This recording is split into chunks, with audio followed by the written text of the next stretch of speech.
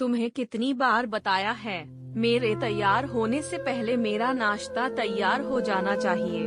शादी के 25 सालों बाद भी मुझे क्यों बार बार एक ही बात बतानी पड़ती है? लता, तुम्हें क्या है? तुम तो आराम से घर पर रहोगी, मुझे काम पर जाना पड़ता है। तुम हो कि हमेशा बेवकूफ हो जैसी हरकत करती हो। अगर तुम यह जानबूझकर करती हो तो याद रखना मुझसे बुरा कोई नहीं होगा। आज भी दीपक का पारा चढ़ा हुआ था। इन कटु शब्दों में अपना गुस्सा उतारते हुए, गीला तौलिया कुर्सी पर फेंकते हुए दीपक गुस्से से लता की तरफ देखने लगा। लता के लिए दीपक का यह बेवजह का गुस्सा कोई नई बात नहीं थी। वह महीने में 3-4 बार ऐसे ही लता पर बरस पड़ता था।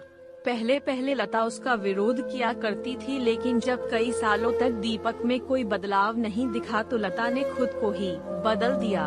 अब दीपक के कुछ भी कहने से लता को कोई फर्क नहीं पड़ता था। दीपक की हर बात वो चुपचाप सिर नीचे झुकाए सुन लेते थी। शादी के पहले 5 साल तक लता ने पूरी कोशिश की थी कि दीपक को बदला जाए, लेकिन फालतू का गुस्सा करना और बाद में लता को भला बुरा कहना, यह मानो जैसे उसकी आदत बन गई थी। कोई भी वाद विवाद होता तो दीपक सीधा लता को बोल देता, अगर मैं तुम्हें अच्छा नहीं लगता तो क्यों नहीं चली जाती अपने मायके?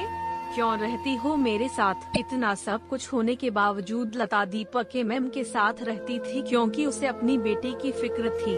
और वह जाती भी तो कहा, अपने बूढ़े हो चुके माँ बाप को इस उम्र में परेशान करना वह नहीं चाहती थी।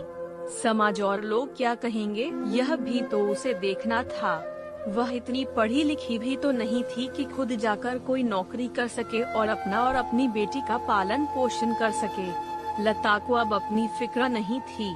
उसको फिक्र थी तो बस अपनी शादी लायक हो रही बेटी की। लता नहीं चाहती थी कि पति पत्नी के झगड़े की वजह से काव्या डिस्टर्ब हो। काव्या की पढ़ाई पूरी हो चुकी थी, उसके लिए अब शादी के रिश्ते आने लगे थे।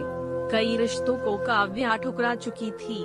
2-3 महीने बाद एक अच्छा रिश्ता आया। रिश्तेदारों और पहचान के लोगों ने भी लड़के के बहुत गुणगान किए थे। दीपक एक शाम अपनी बेटी के पास बैठकर उसे बताने लगा, काव्या बहुत अच्छा लड़का है, पढ़ा लिखा है, बड़ा घर है, बहुत अच्छी नौकरी है। ऐसे रिश्ते बार बार नहीं आते बेटा, इस बार मना मत करना। काव्या अपने पिता से ज्यादा बात नहीं करती थी। डंडा शायद डरती थी या शायद नफरत करती थी, लेकिन आज वो अपनी पूरी हिम्मत इकट्ठा कर बोली, मुझे अभी शादी नहीं करना है पापा, मैं नौकरी करना चाहती हूँ, खुद अपने पैरों पर खड़ी होना चाहती हूँ। हाँ तो उसमें क्या बड़ी बात है, मैंने लड़के से बात की है, वह तुम्हें किसी बात के लिए नहीं रोकेगा। तुम शादी के बाद भी नौकरी कर सकती हो, वह तुम्हें नौकरी के लिए परमिशन दे देगा। दीपक बोला, मेरा नौकरी करना या ना करना उसकी परमिशन पर क्यों डिपेंड रहेगा पापा? काव्या ने पूछा। मैं कह रहा हूँ ना, तुम्हें किसी भी चीज की कमी नहीं होगी वहाँ। ऐसे रिश्ते बार बार नहीं आते, इसे ठुकरा मत, बहुत खुश रहोगी तुम वहाँ। दीपक बोला, पापा क्या मैं उतनी ही खुश रहूंगी जितनी मम्मी इस घर में खुश है?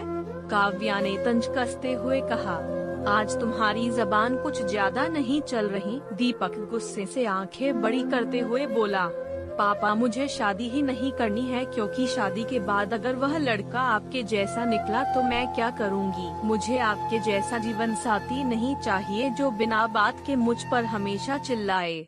मुझे कुछ भी अपनी पसंद का लेना हो तो 10 बार सोचना पड़े, कहीं वह नाराज ना हो जाए।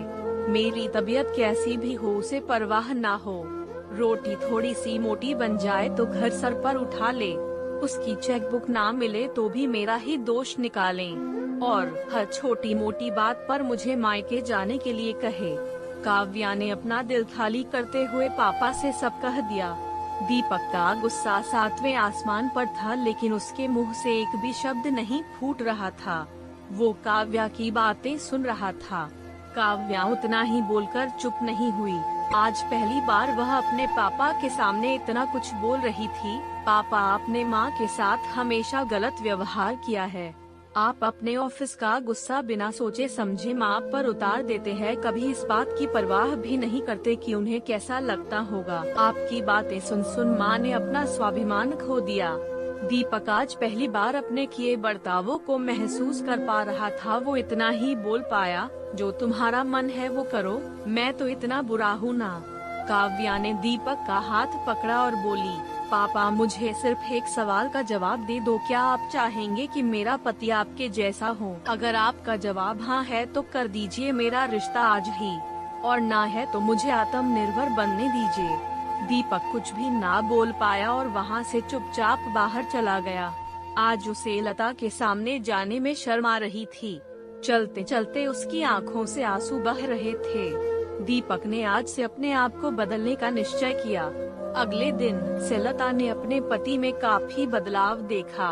वह सोचने लगी कि जो हिम्मत काव्या ने दिखाई है, वह हिम्मत अगर मैं पहले ही दिखा देती तो शायद आज परिस्थिति कुछ और होती। अब काव्या पढ़ लिख कर अच्छी नौकरी करने लगी थी और 3 साल बाद उसके लिए एक अच्छा रिश्ता आया और उसकी विदाई पर दीपक बोला, बेटा तू हमेशा खुश रहेगी क्योंकि तेरा पति तेरे बाप जैसा नहीं है। दीपक की यह बात सुनकर लता और काव्या की आंखों से आंसू बहने लगे। दोस्तों, हमारे समाज में औरतों को भले ही देवी का दर्जा दिया जाता है, लेकिन वह स्वतंत्रता नहीं दी जाती जो उन्हें देनी चाहिए।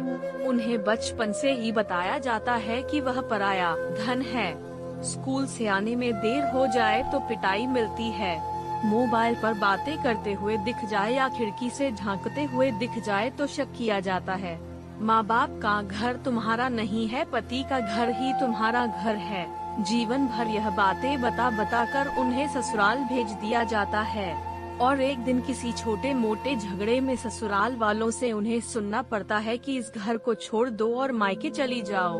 अब आप ही बताओ दोस्तों, ऐसी स्त्रियों का सच्चा घर कौन सा? कमेंट में जवाब जरूर दें।